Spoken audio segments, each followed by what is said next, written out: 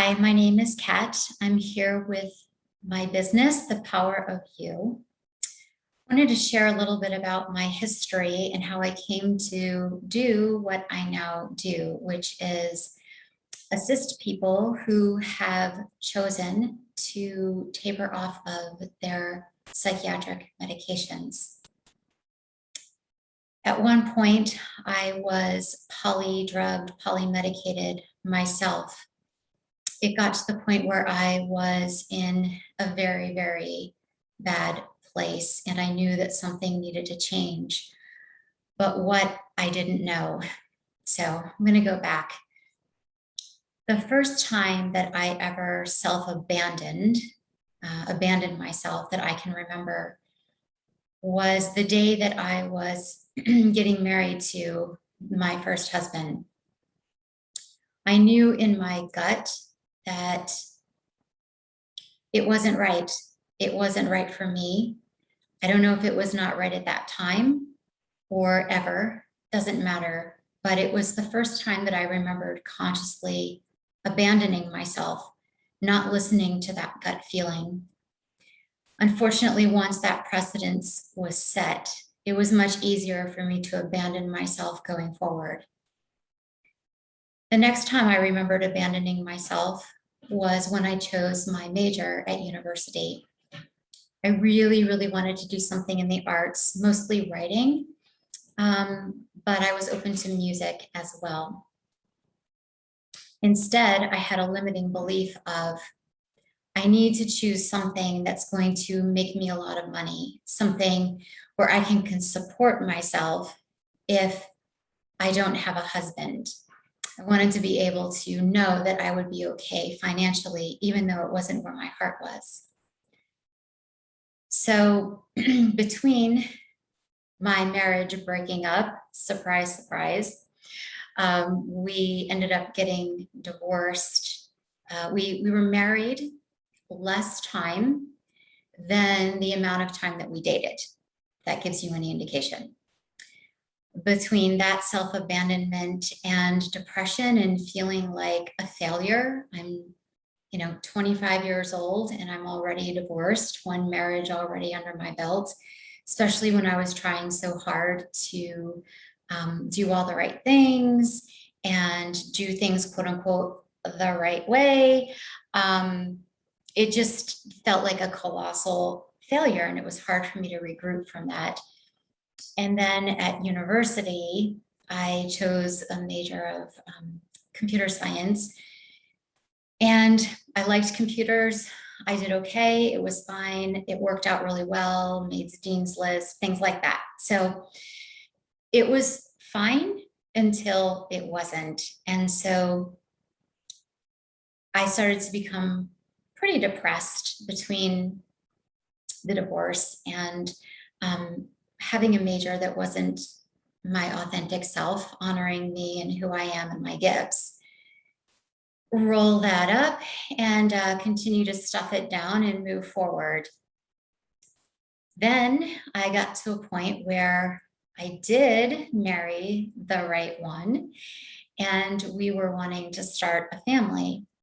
We'd gone through quite a bit of fertility treatments, and I still was not able to conceive. And it got to the point where I realized I knew that I was never going to be a mother through adoption or any other means. I recognized and realized that I wasn't going to be a mother. And so things really went off the tracks at this point. And depression, of course, came rearing its ugly head again. And so I had gone to a mentor, a friend of mine that I'd known for many, many years and really respected.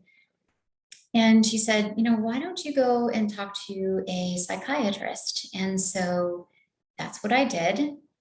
And I was raised in a family where when something's quote unquote wrong, you go to the doctor. And if the doctor gives you medication, you take it. So I think you all know where this is going. So I went in for an evaluation with a psychiatrist. And in less than half an hour, I was given a prescription for antidepressants, was sent on my way. I started taking them. However, I knew that there was some part of me that felt like this wasn't right. It wasn't the right solution. But I believed, well, if they gave me medicine, there must be a reason why I need the medication. And I've got this chemical imbalance, and I'm going to need this medication every day, just like a diabetic needs their insulin. We'll come back to that later. So I believed it and I trusted, and I started taking the medication. Again, another incident of self-abandonment and not listening to my gut, but I digress. At my first med check, I went in and the doctor asked me how things were going. And I said, I feel kind of high or elevated. And, I don't think that's quite right. So then I was given the diagnoses of bipolar, and a mood stabilizer was added, as well as an antipsychotic. So here I am, I've got a bipolar diagnosis, and I'm living my life. I'm now working in IT at a large, well-known, worldwide, well-known company. I'm doing really well. I like my job. I like my co-workers. And as far as the depression, I did feel better. But in retrospect, I realized that I felt numb. But for me at the time, feeling numb did feel better. So fast forward several years, and I move out of the area and I move to a much, much larger city. And I start seeing a new psychiatrist whom I did like. And things are they're going okay. And until they weren't. And so there were a lot of stresses coming up at work. This is around the year 2008. So some of you may know it's the economic crash, and they're doing layoffs and reductions in force in the company. And I got laid off, which really stressed me out. So gratefully, I was able to contract and do IT work. And then the original company contacted me and asked if I would come back again as a contractor to the previous role, this time as a contractor. I said yes. The contract had only lasted for a while. I had another job. Gratefully, I always had a job, a really good job. So no complaints there. But I had a lot of unresolved crap. I had a lot of unresolved stuff. The initiating things that landed me on the medication were just what was front and center at that time. I had a lot of stuff from my childhood, had a lot of stuff from, my earlier parts of my life and my early young adult life that just wasn't dealt with. And it was kind of like a suitcase that I just kept throwing, stuff in it and then sitting on it and zipping it shut and just keep taking my medication and hope for the best. Well, got to the point where things were so stressful at work between pending layoffs and things like that, that I was going to my psychiatrist and I'm saying, I think something's wrong. I feel like I can't really deal with the stresses in my life. And so that prompted the raising of the dosage of all my medications. And so I thought, okay, I guess this is what I need. But again, in my gut, I felt like, I think I'm too medicated. I think I'm too kind of disabled. That's too strong of a word, but impaired. I felt impaired by the medication, and it was this slow, kind of insidious thing that happened. I can't pinpoint any day or time. It's just, it was this slow, insidious kind of creep until one day I just realized, I don't think this medication is helping me. And when I had the conversation with the doctor, his response was, it's just your original condition breaking through. We need to raise the doses of the medication. It didn't feel right. Again, I abandoned myself. Okay, take the scripts, go get them filled, raise the doses. It got to the point where my clonazepam was so high during the day that I'd be falling asleep at my desk. And I joke about it now. It was not funny then, but I literally pulled the whole like George Costanza from Seinfeld. I hope a lot of you will get this reference, where on my lunch hour, I worked in kind of a smaller room with a couple of other software developers. And, these guys would go to lunch and I would crawl under my desk and sleep over the lunch hour. I'd set an alarm. And then a little bit before, I knew these guys were coming back, I would crawl up, readjust myself, sit at my desk, and try to muscle through the rest of the drowsiness that I was experiencing from this medication. So it just got to the point where I felt like this is not what the company is paying me for. I have a really good work history. I have, ethics, and they're paying me to do a job that I can't do. And so I voluntarily resigned from the position, came home, and decided I've got to regroup and figure out what's going on. So I went back to my psychiatrist, told him what was happening, and he basically just threw up his hands and said, well, I can't help you anymore. Like, I don't know what you want me to do. I can't help you anymore. And so I went to my therapist, who I was seeing at that time, told him what happened. And he said, I've got another psychiatrist I can send you to. So I made an appointment with them and explained the situation, and they added another medication. Yeah. So that medication, which was Saphris, ended up being the nail in the coffin for me personally. Within 8 months, I totally just could not function. I tried to go back into IT work. I just couldn't function.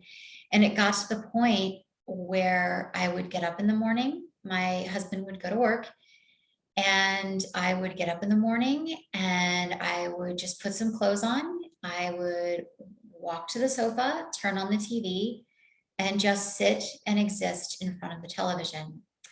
I watched the same TV channel every day, the same shows every day. And for about 3 years, I watched reruns of those same shows over and over and over. And yet I couldn't remember what the episode was about. I couldn't remember what happened. I couldn't remember how it ended. I just sat there and like a zombie and existed. The day would be over. I would come downstairs. My husband would come home from work. I'd eat some kind of dinner and go to bed and do it all over. And this literally went on for about 3 years until my body just started to break down. I was in my early 40s and I just was falling apart. My whole body was just giving out, and I sought out traditional medical treatment, which was not good. And then I found a naturopathic doctor who helped a lot. And so I ended up kind of going to a whole food diet and then a whole food plant-based diet, so essentially vegan. And that did a lot for the physical manifestations that I was having in my body. but it wasn't enough. And then I went full vegan, whole food, plant-based January 1st of January 2016. And I believe February of 2016, I was watching a live webinar and someone wrote in and said, will this diet help me lose weight? I'm on antidepressants. And the doctor responded and said, I actually would like to encourage you to read these 2 books. And it was Anatomy of an Epidemic by Robert Whitaker and Your Drug May Be Your Problem by Dr. Peter Breggin. And I had this bolt from the blue, amazingly enough. It was really a miracle. And I immediately got on Amazon and ordered these 2 books. And when they came, I devoured them in 2 days, a book a day, really. I just stayed up and just read these books. And in the end, when I'd finished reading them, I was so pissed off, because at this point, I'm also realizing that diabetics don't necessarily need insulin. They can control it with their diet, whether it's keto or plant-based or whatever works for them in their system. There are ways to control diabetes without needing insulin. So the egg had already been cracked, so to speak. The shell of the egg had already been cracked. So after reading these books, I decided I've got to get off this stuff. This is the problem. I've got to get my life back. And so I talked to my husband, and through my naturopathic doctor, I found a psychiatric nurse who was young, and hip and open to new things and new ideas. And gratefully, after having a conversation with her and my husband with me, she agreed to prescribe long enough for me to safely taper off of the medications. So I will start the rest of my story from here in my next video. Thanks for watching. I'm glad you're here, and I hope you find some hope and encouragement in these videos.